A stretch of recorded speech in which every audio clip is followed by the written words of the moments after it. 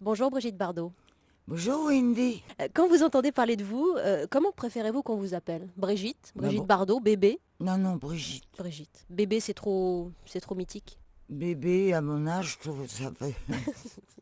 c'est pas terrible. Et en plus, oui, c'est un peu mythique. En tout cas, c'est avec générosité et beaucoup de délicatesse que vous avez accepté cet entretien. Je sais que vous croulez sous les sollicitations, donc je vous remercie infiniment de répondre à cette demande.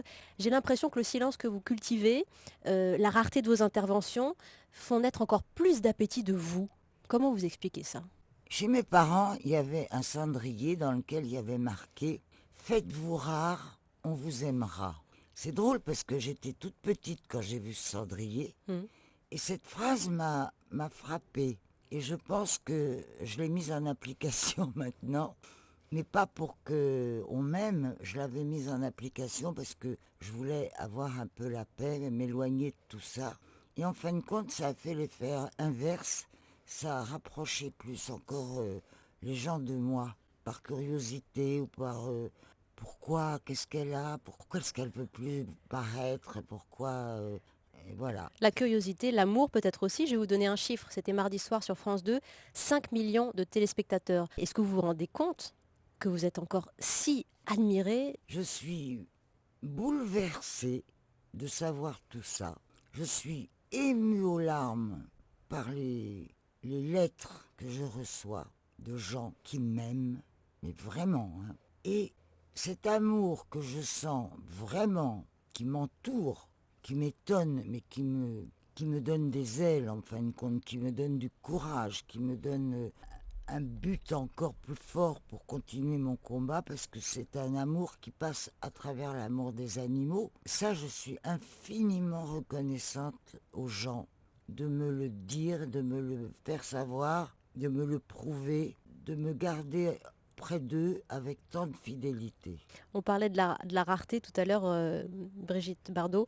Qu'est-ce que ça vous a fait de vous revoir à la télévision? Ça n'était pas arrivé depuis longtemps pour vous. Vous aviez ce souci, on vous a vu un peu de profil de face, vous êtes magnifique. Qu'est-ce que ça vous a fait à vous? Écoutez, j'avais un trac, j'avais pas vu l'émission Hmm. avant, j'avais rien vu du tout. Et quand ils sont venus, moi je voulais pas qu'on me montre trop près, tout ça. Je redoutais les réflexions des gens en disant oh là là, elle est plus comme avant, elle a changé, elle a vieilli, oh c'est plus notre Brigitte, oh là là. Donc pour ça, j'étais affreusement terrorisée. Je voulais pas donner le flanc à toutes ces Je critiques. comprends. Hmm. Je voulais être de profil en me disant, bon ben le profil, je risque pas grand-chose. Et ce qui m'a aidé à faire l'émission, parce que si j'avais été de face, j'aurais été un peu plus figé, un peu Hmm. moins spontané peut-être. J'ai tellement peur de décevoir et de donner une image qui n'est plus celle que les gens attendent de moi, que ça me paralyse quelquefois. C'est très émouvant ce que vous dites là, parce que finalement, vous n'avez rien demandé. Vous avez joué le jeu et puis on vous a dépossédé de cette image. Depuis que vous avez arrêté le cinéma, a priori, vous devriez être distancé par tout ça, ne plus avoir ce souci de l'image justement. Et finalement, ça vous rattrape, Mais non, toujours. mais j'ai pas le souci de l'image puisque je donne pas Mm. d'image. Non, mais le souci du reflet que vous pouvez donner, forcément, parce Non, mais que... c'est vis-à-vis de moi-même. Oui. C'est vis-à-vis de moi-même. Parce que moi, je me vois pas vieillir. Mm. Je me regarde pas vieillir. Et je me dis, bon, tout d'un coup, je vais avoir un choc parce que les gens qui m'ont pas vu depuis je sais pas combien d'années, ils vont se dire, qu'est-ce que c'est que ce changement brutal. Et ça me faisait un peu peur, ça. Parce que je me suis dit, ça va rejaillir sur moi, sur mon moral, Mm. quelque part. Vous citiez vos parents tout à l'heure. C'est vrai que lorsque vous étiez petite, vous vous demandiez déjà pourquoi je vis. Oui, j'ai demandé à papa un jour. Est-ce que vous avez la réponse aujourd'hui? Ah, aujourd'hui, je l'ai, oui. Je l'ai, mais ça a été difficile d'arriver à avoir cette réponse de ma part. Parce qu'en fin de compte, je me suis répondu à moi seule. Je me suis répondu à la question que je demandais. Vous avez mis un bon bout de vie pour ça. Oui, j'ai mis un bon bout de vie, mais j'y suis arrivée. Et la réponse que vous donnez, entre autres, c'est ce combat pour la protection animale qui a donné aussi un sens à votre vie. C'est le combat et surtout les résultats que j'attends encore de ce combat. Et les résultats urgents que j'attends de la part du gouvernement. Parce que l'épilogue de mon combat, ou peut-être pas l'épilogue, mais bien une bonne grande partie de tout ce que j'ai fait dans ma vie, se résume à ce que j'ai demandé au gouvernement dernièrement. Les Hmm. 2 améliorations pour les animaux que je demande depuis 30 ans. La lutte pour l'étourdissement des animaux. Ah oui, alors l'étourdissement général, Hmm. sans aucune dérogation, en remettant en application la loi française et européenne, sans dérogation aucune pour les sacrifices musulmans et juifs. Rien. Plein de pays l'ont fait. Hmm. On ne peut plus accepter ça. Et ensuite, le changement de statut du cheval, le faisant passer d'animal de rente à animal de compagnie, afin qu'on ne mange plus de cheval. Fini l'hypophagie. Il a emmené les hommes à la guerre, il a transmis les messages, il a fait tirer les diligences. Il a été emmené en bateau dans tous les territoires conquis par l'homme. Et c'est un animal trop dévoué, ce coup-là, à l'homme, un peu comme un chien. On n'a pas le droit de le manger. En plus, en se parlant à la garrigue, on les voit tourner autour de nous. Ces 2 chevaux blancs, ils sont magnifiques. Ils aiment vraiment. Alors là, pour le coup, on a l'impression qu'ils n'aiment que le contact de l'homme, hein. Bah, écoutez, moi, les miens, bon, évidemment, ils sont habitués à ce que je les coucoune et je les poupoune, bien sûr. Mais il y en a tant qui souffrent le martyre. Moi, je pense au transport d'animaux de boucherie, ne serait-ce que les chevaux qui arrivent de pays étrangers, des pays de l'Est en général, par camion. Je les ai vus arriver à Gorizia, à la frontière de la Slovaquie. C'est un scandale, un enfer pour ces animaux. Pas abreuvés, pas nourris, dans des camions serrés les uns contre les autres. Et je les ai vus sortir du camion, comme s'ils sortaient de l'enfer pour aller vers une liberté qui était juste un espèce de bâtiment de dernière minute dans laquelle j'avais demandé qu'on mette de l'eau et du foin. Ils se précipitaient là-dedans comme si c'était le paradis. Et je les voyais arriver, il y en avait des yeux crevés, des pattes cassées, puisqu'il y en avait qui marchaient que sur 3 pattes.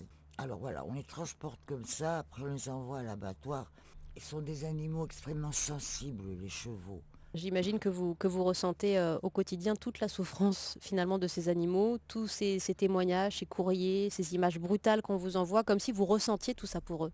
Vous avez appris à comprendre leur souffrance ou c'était en vous? Ah non, je la comprends en moi, je souffre. Mm. Je vous jure, hein, je souffre en moi la douleur des animaux, mais de tous. On dirait qu'il y a un transfert. Comment vous expliquez ça? Vous avez été toujours une petite fille sensible, à fleur de peau? J'ai toujours été très sensible à fleur de peau, ressentant les choses très puissamment, mais cet échange avec les animaux, il est très inouï, il est très spécial. Je suis, en fin de compte, un animal. J'ai lu votre livre Mes As de cœur, Brigitte Bardot, aux éditions Artaud, et vous avez beaucoup de modèles, vous avez beaucoup de personnes que vous admirez aussi. Mais parmi ces modèles, vous citez Saint François d'Assise. Lui qui s'est dépouillé pour se mettre à la disposition des plus pauvres, c'est ce que vous avez fait. Finalement, vous vous êtes dépouillé, vous avez vendu tout ce qui vous appartenait pour créer votre fondation.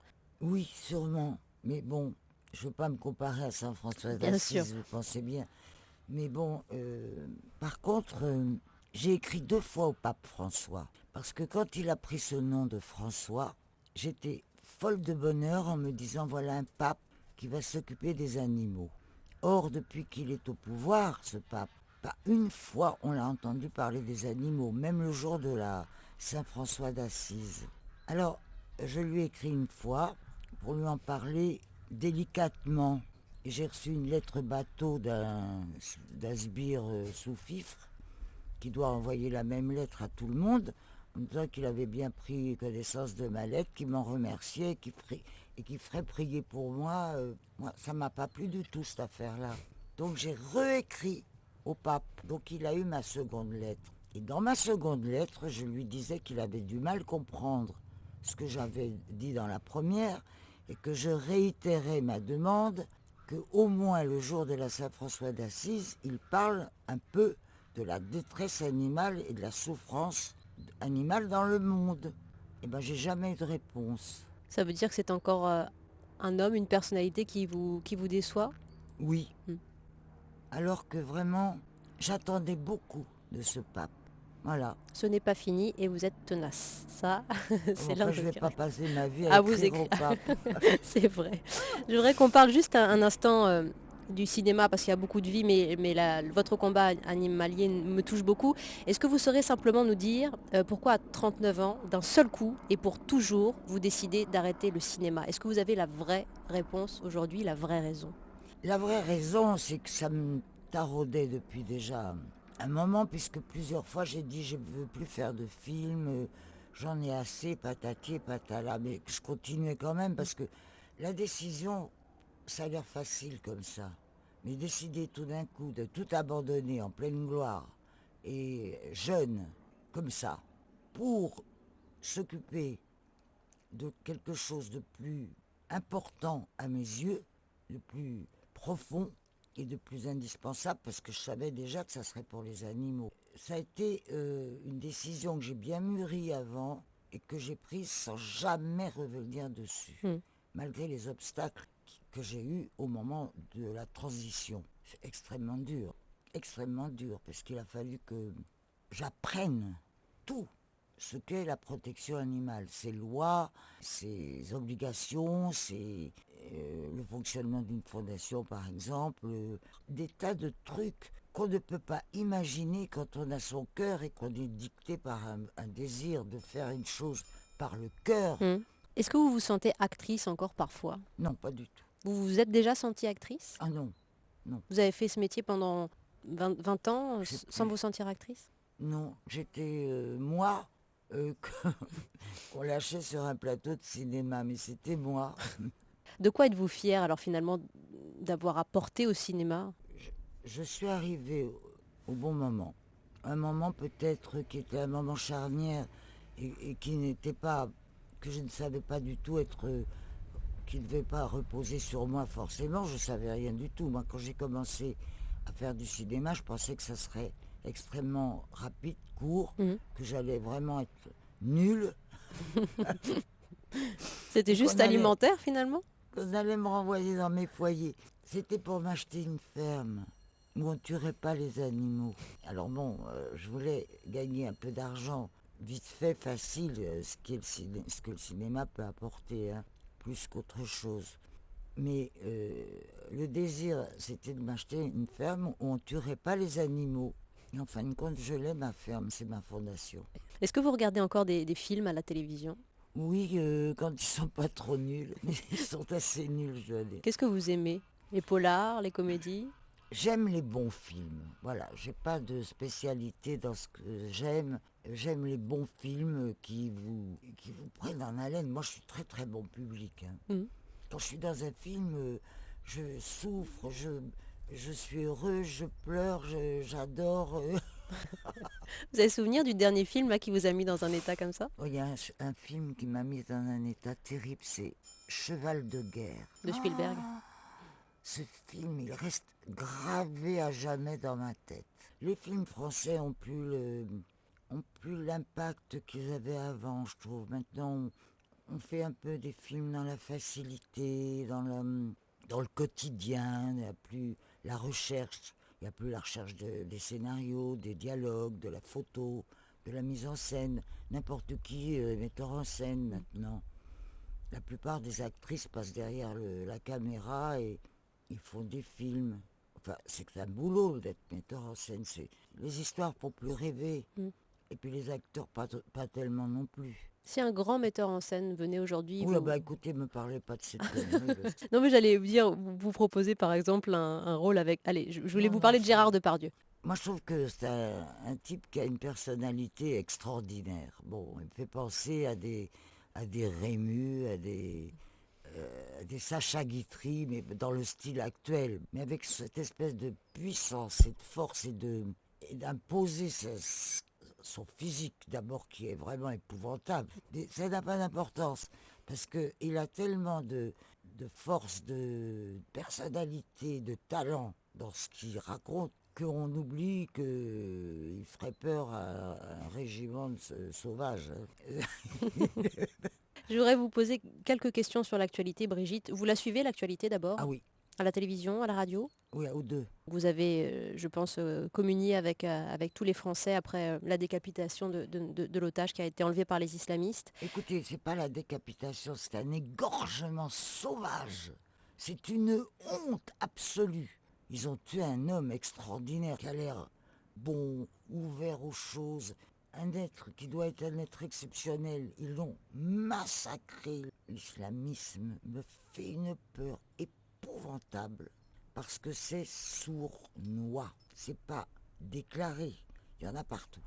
C'est un jour, tous ces grupuscules de gens poussés par cette vengeance contre contre l'Occident, les Français et tout ça, ils nous détestent, ils nous haïssent, ils nous vomissent, ils nous méprisent, ils risquent de nous... Moi, je trouve qu'on n'a pas assez de force pour répondre à cette horreur. Il faut se préparer rapidement à ce genre de choses parce que sinon, on va en subir des conséquences affreuses.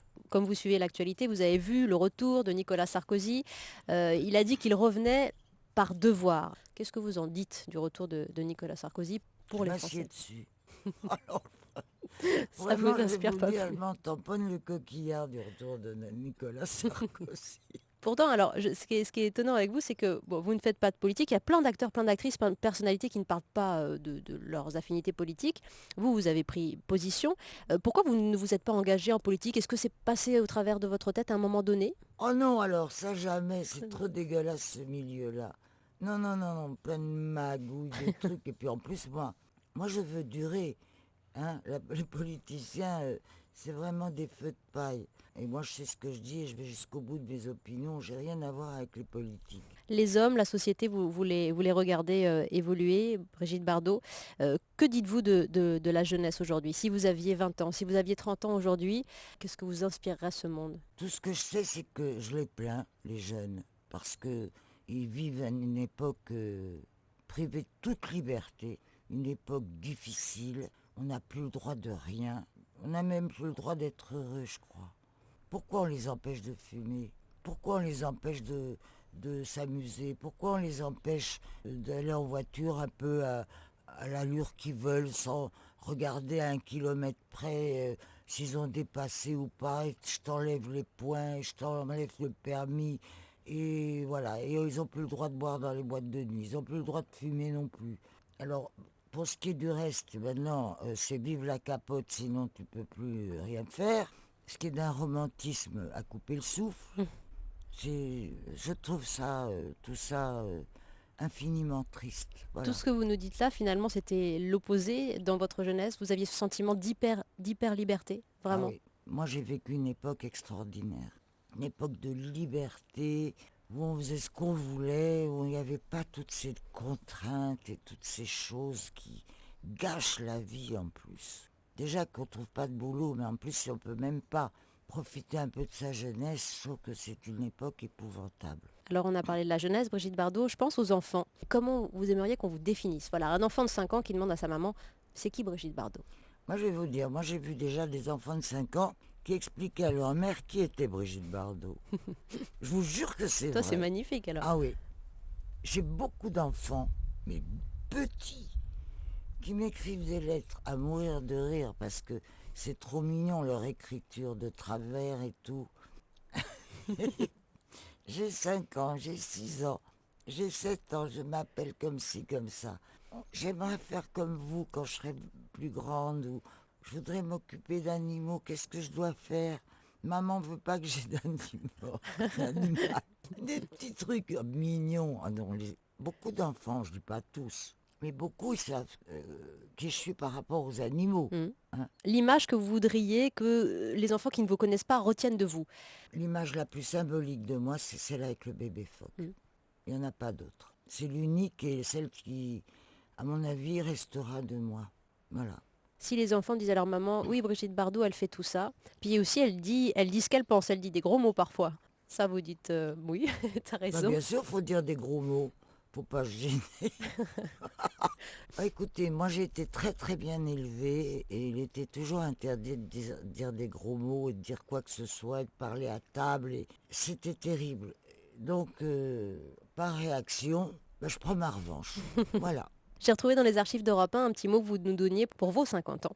Et à ce moment-là, vous disiez, bah, avec la SPA, on va ouvrir tous les refuges de France et je veux qu'il y ait le plus d'adoptions possible. C'est la plus belle chose que vous feriez pour mon anniversaire.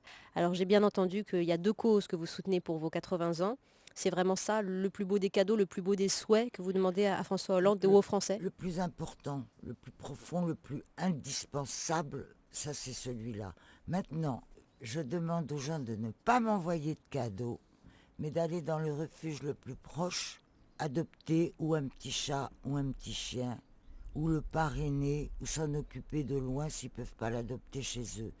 Et je leur demande une deuxième chose, c'est de manger moins de viande, afin peut-être de réduire un peu le commerce de la viande et de faire tuer dans les abattoirs moins d'animaux qui sont traînés là-bas d'une façon tellement épouvantable. Et pourquoi la viande? Parce que la viande aussi est vectrice de cancer, la viande rouge. Donc je leur demande pas de devenir végétarien, mais je leur demande de manger un petit peu moins de viande. Quelques années avant d'arrêter le cinéma, vous disiez ma vie ressemble à une grande prison, agréable, mais à une grande prison. Aujourd'hui, vous vous sentez libre, ou en tout cas libéré? Ma vie, c'est toujours une grande prison parce que je suis prisonnière de mon image. Si je vais à Saint-Tropez, là, bon, même si je vais voir un toubib ou... Je peux pas. Les gens s'arrêtent dans la rue avec leur portable et ils me photographient. J'ai horreur de ça. Je veux pas. Je veux avoir la paix. Je veux qu'on me fiche la paix. Donc je sors pas. Donc je suis prisonnière. Mhm. Voilà. Et pourtant, vous êtes tellement, tellement ouverte sur le monde et vous nous avez dit combien vous suivez aussi l'actualité. Je sais que vous êtes aussi une femme très drôle, Brigitte. Qu'est-ce qui vous fait rire aujourd'hui? Ben, je vais vous dire quelque chose qui me fait rire. L'avantage de vieillir, c'est de ne pas mourir jeune. Et ce sera la conclusion. Eh bien, merci beaucoup, Brigitte Bardot, pour cet échange généreux. On est à la Garrigue. Nous aussi, on adore entonner vos chansons. Vous les fredonnez encore un petit peu, vos chansons? Non, jamais. Non. Non, jamais. Bon, alors on les fredonnera pour vous. Bon anniversaire, Brigitte. Et merci. Bisous à Merci tous pour tout. et merci.